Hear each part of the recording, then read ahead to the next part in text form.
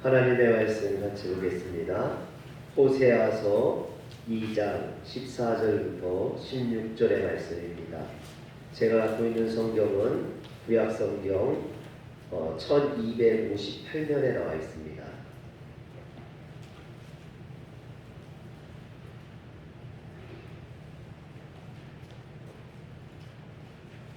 구약성경 1258면 호세아 2장 14절부터 16절의 말씀을 같이 교독하겠습니다. 그러므로 보라, 내가 그를 타일러 거친 들로 데리고 가서 말로 위로하고 거기서 일어서 그의 구원을 그에게 주고 밥을 물자로 소망의 눈을 나타나리니 그가 거기서 웅대하기를 어렸을 때와 애국장에서 떠나는 날과 같으시리라. 여호와께서 이르시되 그날에 네가 나를 내 남편이라 일컫고 다시는 내 바알이라 일컫지 아니하리라. 아멘. 할렐루야. 오늘도 주의 전을 찾은 모든 성도들에게 하나님의 은혜와 축복이 함께하기를 주의 이름으로 축원합니다. 호세아서를 읽다가 말씀 한 구절이 저에게 다가와서 제 마음을 무겁게 짓누른 말씀이 있습니다. 바로 호세아서 2장 6절의 말씀입니다. 그러므로 내가 가시로 그 길을 막으며 담을 쌓아 그로 그 길을 찾지 못하게 하리니 내가 원했던 일이 좌절당하고 내가 가고자 했던 길에서 문제가 생겨 가지 못하게 되고 포기할 수밖에 없어서 가슴 아팠던 그 일들이 사실은 내가 잘못된 길로 가므로 하나님께서 그 가시로 그 길을 막으시고 담을 쌓아서 내가 가지 못하게 막으셨다라는 것입니다.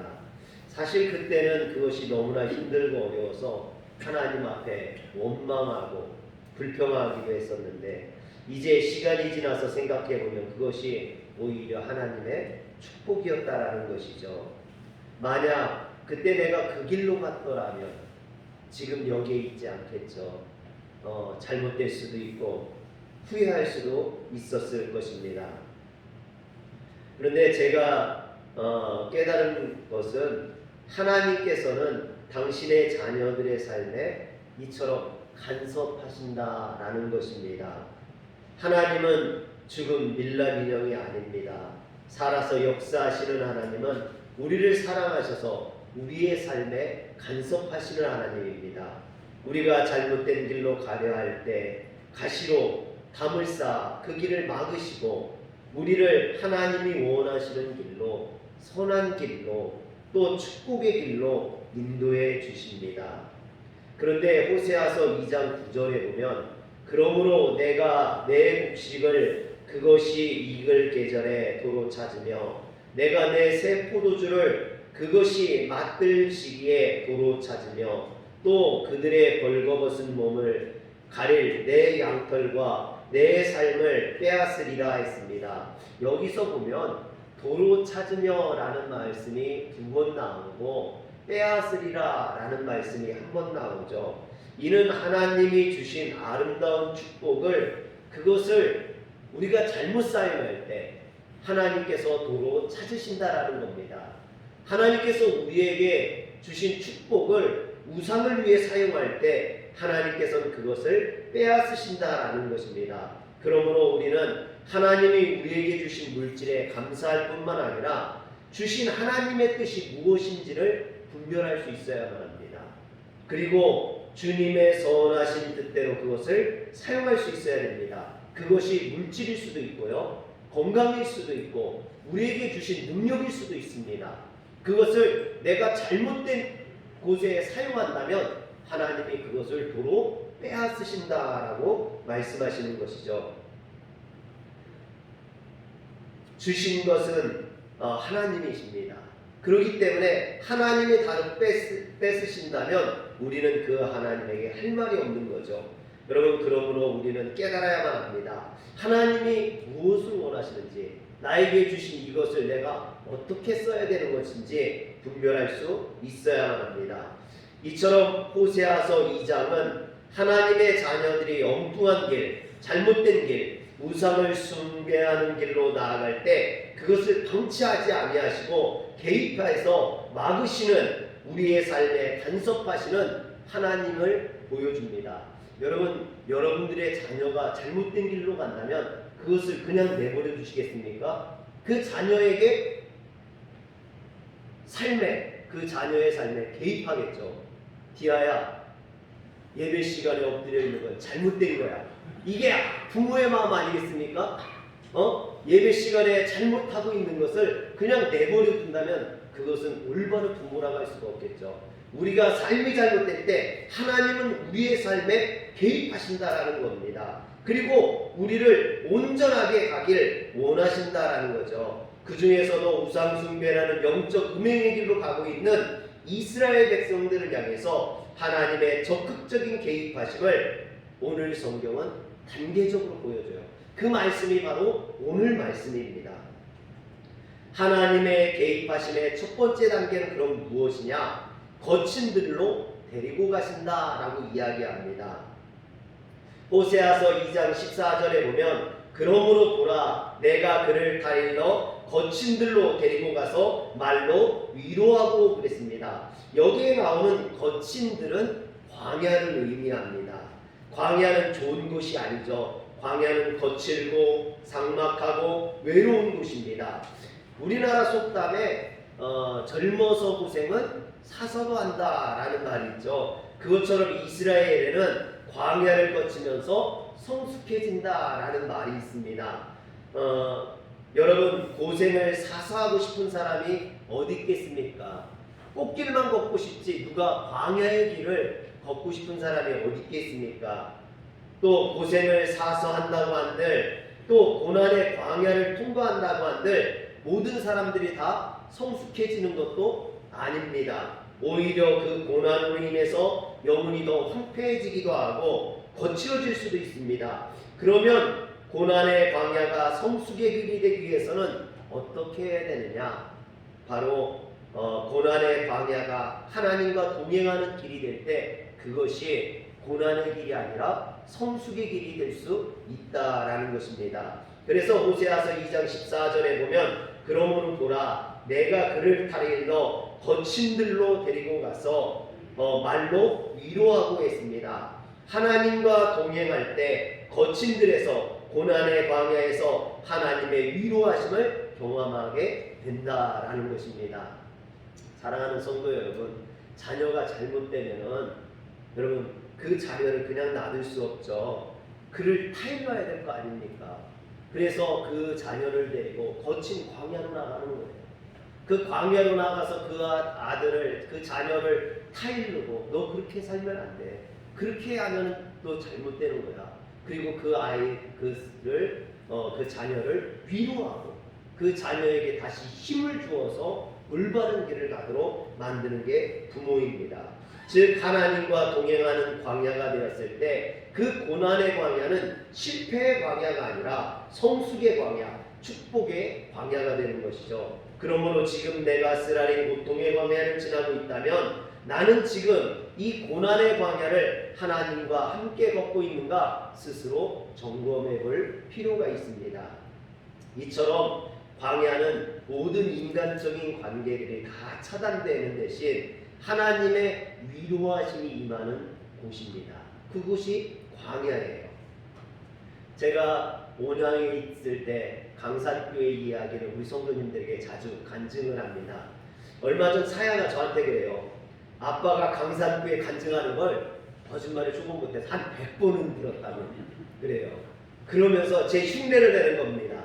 뭐라고 흉내를 내는 거 아니? 산속에 공동묘지 가운데 있는 교회 성도님 3명이 있었다가 한 달에 1명씩 돌아가시고 1명만 남아서 이러면서 사야가 제 흉내를 내는 거예요. 그러면서 뭐라고 하는 거 아니? 아빠는 꼭 새로운 성도가 오면 그런 얘기를 하더라 그래요. 그래서 제가 그건 오해라고 그랬어요. 물론 제가 이런 설교를 할 때 새로운 성도가 오실 수도 있어요. 근데 제가 이런 이야기를 자주 하는 것은요, 그 강산교회 일을 제가 잃어버리지 않기 위해서예요. 어떤 목회의 초심, 제가 받았던 그 은혜, 제 순수함, 그것을 잃어버리지 않기 위해서 그 어려웠던 때, 힘들었던 때를 자꾸만 생각하고 이야기하는 겁니다. 여러분, 저에게는요, 어떻게 보면 강산교회가 이스라엘 백성들이 경험했던 그 광야와 같았던 거예요. 여러분, 의지할 데가 없었어요. 너무나 힘들고 어려웠습니다. 그래서 오직 하나님만을 바라보는 그런 훈련을 한 시간이 바로 그곳이었습니다. 사실 그곳에도 너무나 외로웠거든요. 너무나 힘들었습니다. 너무나 궁핍했습니다. 의지할 게 없었어요. 누구를 의지할 수도 없었습니다. 다만 그래서 하늘을 바라볼 수밖에 없었던 거죠. 하나님 앞에 부르짖을 수밖에 없었고 기도할 수밖에 없었습니다. 그런데 놀라운 것은 그렇게 사람을 의지하지 아니하고 하나님을 의지하고 하나님 앞에 부르짖으니까 하나님 역사하시더라고요. 까마귀를 통해서 먹이시고요, 진짜 반석을 깨뜨려서 생수를 내는 것처럼 하나님께서 그렇게 놀라운 역사들을 베풀어 주시더라는 겁니다. 또 그곳에서 한 영혼이 얼마나 귀한지 제가 깨닫게 됐고, 저로 하여금 한 영혼을 위해서 울어줄 수 있는 그런 예수의 심장을 가진 목회자가 되게 해주었던 곳, 그곳이 바로 강산교회였습니다. 지금은 장로님들도 계시고 성도님들도 계시고 우리 아이들도 자라서 저에게 힘이 되어줍니다. 이처럼 힘이 되어주는 사람이 많으니까 좋기는 한데 그만큼 제 마음속에 간절함이 사라지는 것 같아서 제가 그것이 고민입니다. 강산교회에 있을 때 가슴이 터질 것 같은 그 답답함을 가지고 혼자 하나님 앞에 나가 소리 지르며 울부짖으며 기도할 때 하나님께서 은혜를 베풀어 주시고 제 마음을 위로해 주셨거든요. 여러분, 오늘 말씀 14절에 거친 데로 데리고 가서 말로 위로하고, 그 위로하시는 하나님을 경험했던 때가 바로 그때였거든요. 사랑하는 성도 여러분, 인생의 광야를 만나 마음이 답답하고 근심과 걱정에 잠을 못 이루신다면 하나님 앞에 부르짖으시길 바랍니다. 마음속에 근심 있는 사람 주 예수 앞에 달래어라. 슬픈 마음 있을 때라도 주 예수께 아뢰라. 주 예수 앞에 달래어라. 주 우리의 친구니 무엇이나 근심하지 말고 주 예수께 아뢰라. 여러분, 주님 앞에 아뢰면 주님께서 여러분들에게 응답하시고 여러분들을 선한 길로, 축복의 길로 인도하실 줄 믿으시길 바랍니다. 그런데 하나님께서 왜 우리를 광야로 데리고 가실까요? 광야는 말 그대로 아무것도 없는 곳입니다. 황량한 곳입니다. 척박한 곳입니다. 그런데 하나님께서 이런 광야로 우리를 데리고 가시는 것은 우리가 의지하는 모든 것을 차단하기 위해서예요. 우리가 의지하는 우상들로부터 격리시키기 위해서입니다. 그래서 의지할 것이 아무것도 없는 그 광야로 우리를 데리고 가시는 겁니다. 그리고 거기에서 우리를 만나주시고 위로해 주시고 우리와 동행해 주시는 거죠. 여러분, 그래서 그 광야를 주님과 함께 걸었던 사람들은요, 고백할 수밖에 없어요.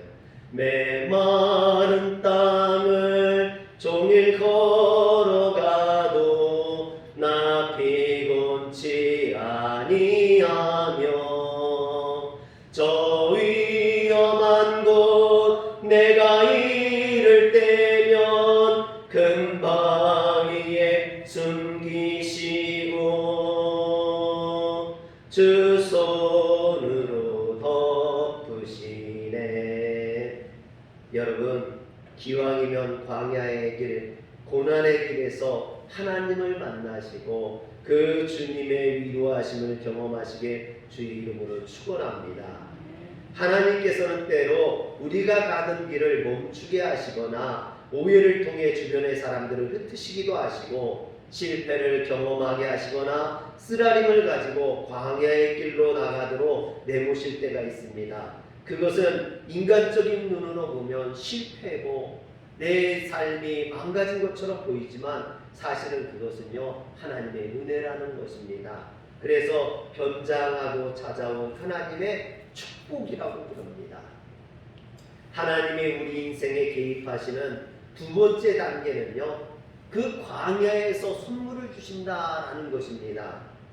오늘 15절에 보면 거기서 비로소 그의 포도원을 그에게 주신다 약속했습니다. 그런데 이 말을 통해 보면 결과적으로 하나님께서 우리를 광야로 데리고 가시는 이유는요 포도원을 주시기 위함이라는 것입니다.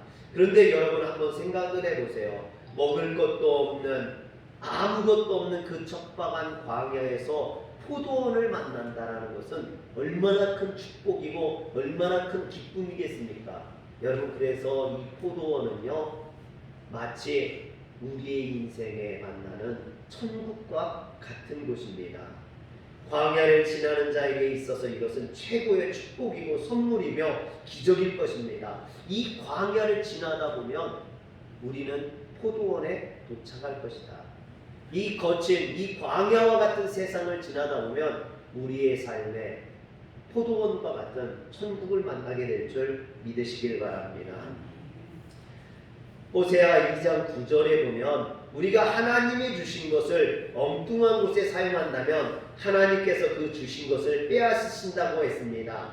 그래서 광야로 인도하시는 것이죠. 그러나 광야의 연단을 통해 다시 하나님을 의지하는 자에게는 하나님께서 위로를 주시고 그 광야에서 포도원과 같은 선물을 주신다라는 것입니다. 어떻게 보면 빼앗으셨던 것들을 되돌려 주신다, 더 크게 되돌려 주신다라고 볼 수 있죠. 그래서 영어 성경 NIV에 보면 이 부분을 기부백 되돌려 준다라고 표현되어 있고요. NLT 성경에서는 return 돌려주다라고 표현을 했습니다. 그러므로 사랑하는 성도 여러분, 일시적으로 물질적인 어려움과 힘든 일을 만났다면 이 어려움이 영적으로 풍요로워지고 하나님과 더불어 광야로 나아가는 계기가 되시길 주의 이름으로 바랍니다. 이것을 깨닫는 자에게는 하나님의 위로하심이 임하게 됩니다. 또 광야에서 하나님을 만나고 하나님과 동행하는 자에게는 하나님께서 포도원을 돌려주실 줄 믿으시길 바랍니다. 그런데 오늘 말씀 15절에 보면 거기서 비로소 그의 포도원을 그에게 주고 아골골짜기로 소망의 문을 삼아 주리니 그랬습니다. 여기 보면 아골골짜기가 나와요. 우리의 삶이 아골골짜기라고 이야기합니다. 그 아골골짜기를 소망의 문으로 바꿔주시겠다고 하거든요. 그렇다면 이 아골골짜기는 뭡니까? 여호수아 7장에 이 아골골짜기가 나오거든요.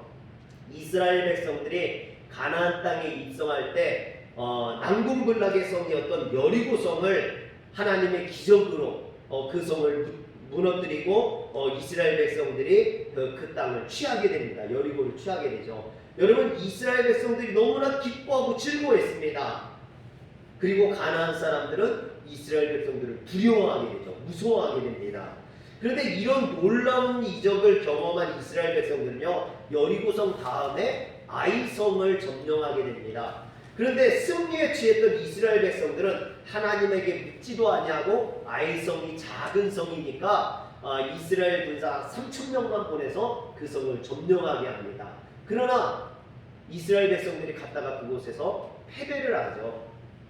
많은 이스라엘 백성들이 죽고 그곳에서 쫓겨 도망옵니다. 그들의 마음이 무너진 거예요. 여리고성을 무너뜨렸던 이스라엘 백성들이 아이성이라는 조그만 성 앞에서 그들의 마음이 무너져서 마치 여호수아 7장 5절에 보면 그들의 마음이 노가 물과 같이 되었다라고 이야기합니다. 완전히 풀어 헤쳐진 거예요.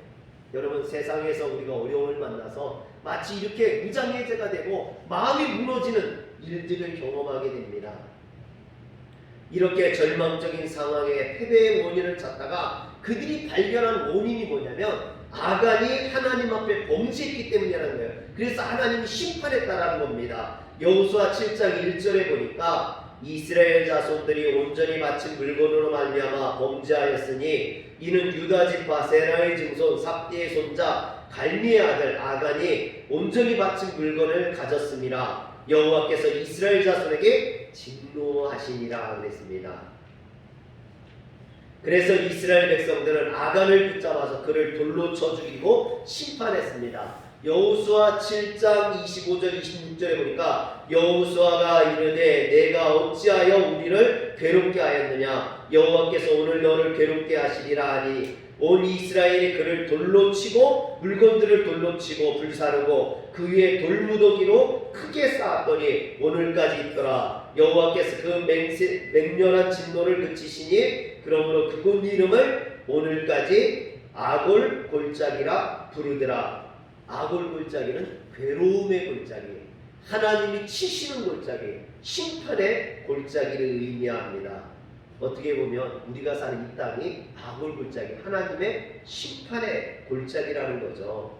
아골 골짜기의 이것이 유래이죠. 하나님은 호세아 2장에서 이 아골 골짜기를 언급합니다. 그렇다면 우상을 숭배하는 이스라엘 백성들이 광야로 인도하시고 그들을 지도하시던 하나님이 왜 아골 골짜기를 꺼내셨을까요? 그것은 인간이 탐심으로 하나님께 바쳐진 물건을 훔쳤기 때문입니다. 즉 아간이 탐심으로 죄를 짓고 죄의 결과로 돌에 맞아 죽었다라는 것이죠. 그래서 호세아 2장 5절에 보면 그들의 어머니는 음행하였고 그들을 임신했던 자는 부끄러운 일을 행하였나니 이는 그가 이르기를 나는 나를 사랑하는 자들을 따르리니 그들이 내 떡과 내 물과 내 양털과 내 삶과 내 기름과 내 술들을 내게 준다 하였음이라 했습니다.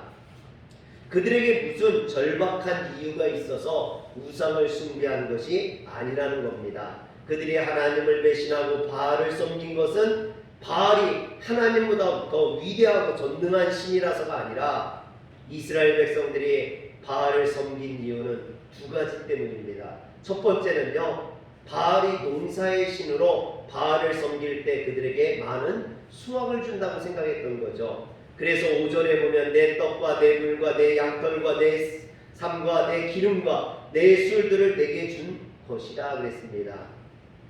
이스라엘 백성들은 이런 탐욕 때문에 우상을 섬겼던 것입니다. 즉 이스라엘 백성들이 이제 가나안 땅에 정착해서 자식들을 키우면서 좀 더 잘 살기 위해서 농경의 신인 바알을 섬기면 많은 수확을 거두게 해주시고 부자가 되게 해줄 거라고 생각했던 거죠. 즉 이런 물질에 대한 탐심이 우상 숭배를 했던 겁니다. 아간도 마찬가지죠. 물질에 대한 탐심으로 하나님께 바쳐진 그 물건을 훔쳤습니다. 여호수아 7장 21절에 보니까 내가 노력한 물건 중에 시내산의 아름다운 외투 한 벌과 은 200세겔과 그 무게가 50세겔 되는 금덩이 하나를 보고 탐내어 가졌나이다. 탐내어 가졌다라고 이야기하죠. 두 번째는요, 음욕 때문이에요.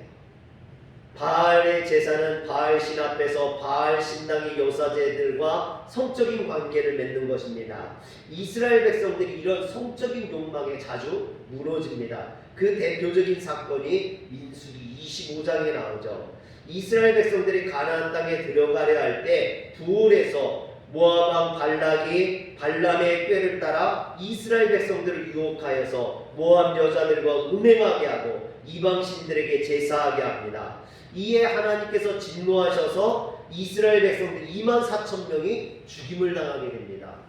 이스라엘 백성들 중에 24,000명이 죽어가지고 슬픔 가운데 있을 때 그때 이스라엘 백성 중에 시므이가 미디안 여인 고수비를 끌어들여서 대낮에 장막에서 음행을 저지르죠.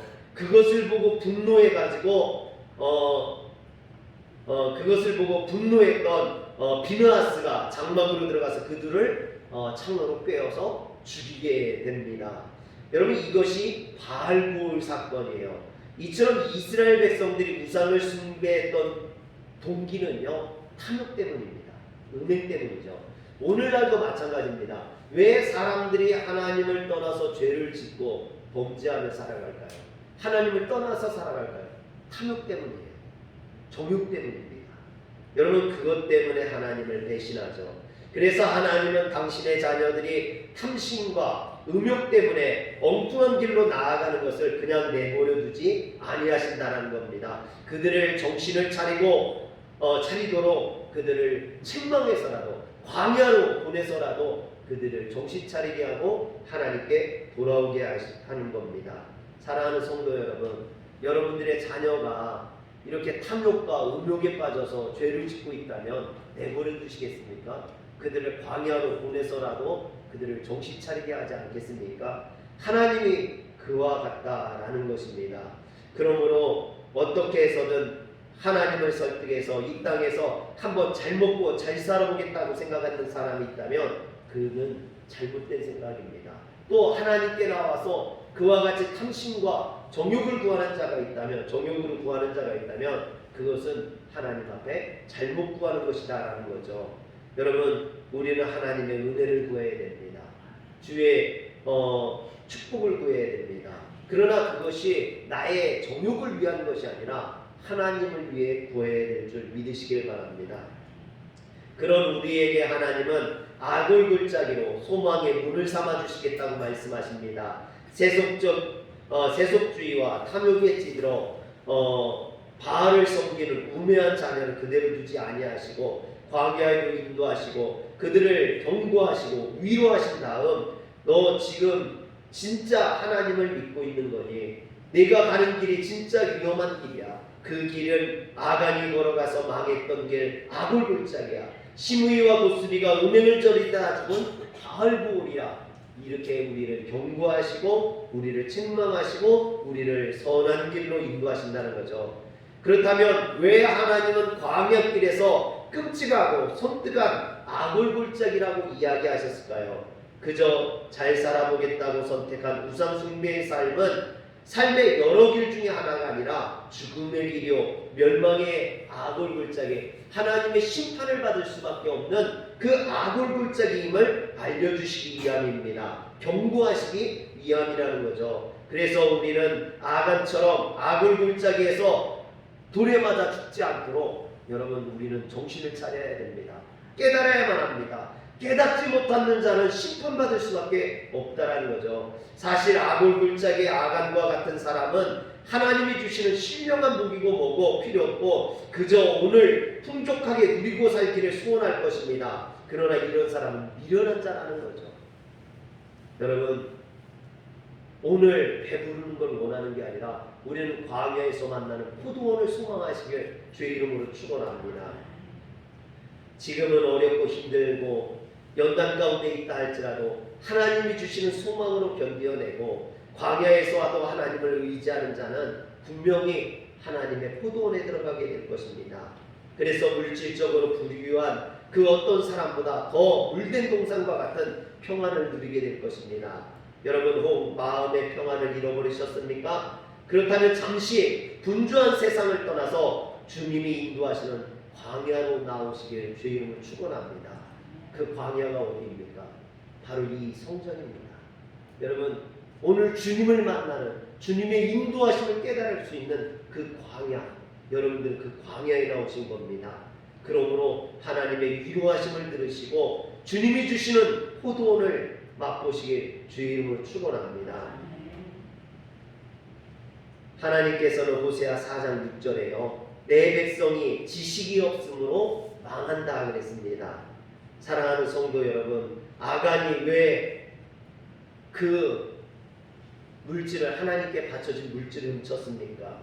시므이가 왜 가늠하다 죽임을 당하고 이스라엘 백성들이 우상을 섬기다가 연병으로 24,000명이나 죽음을 당했습니까?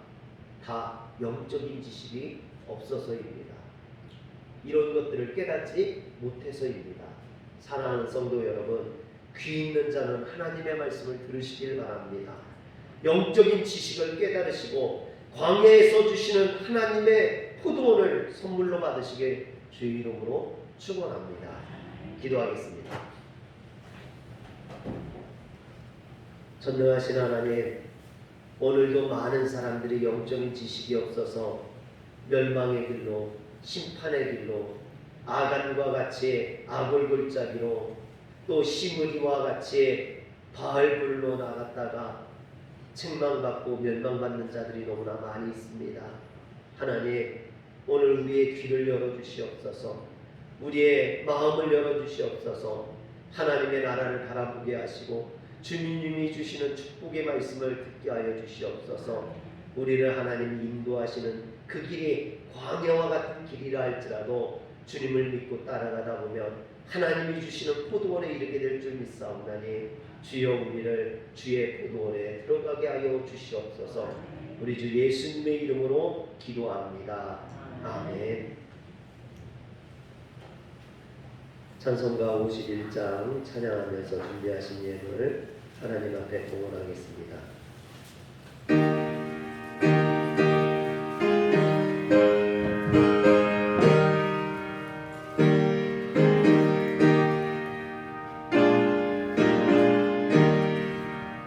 주님 주신 거룩한 날 기쁨으로 주 앞에 와 기도하며 찬양하며 주께 경배 드립니다. 내게 주신 귀한 물질 하나님께 드리오니 기뻐하는 제물로서 연락되게 하옵소서. 내게 있는 귀한 것을 주님 앞에 바쳐도 주님 주신 큰 사랑에 부족한 것뿐입니다.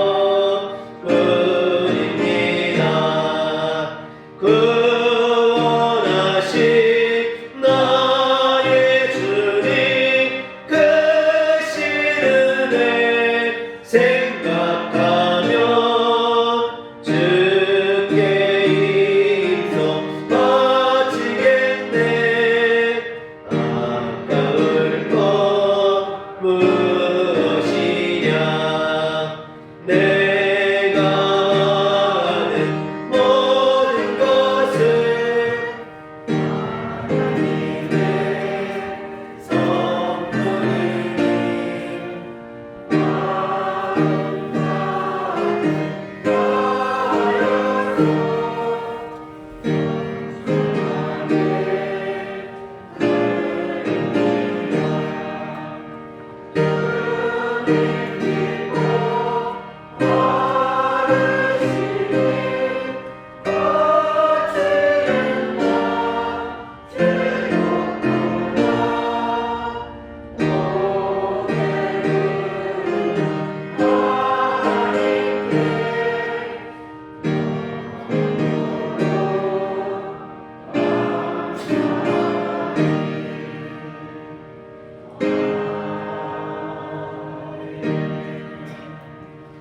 들으신 예물을 위해서 기도하겠습니다.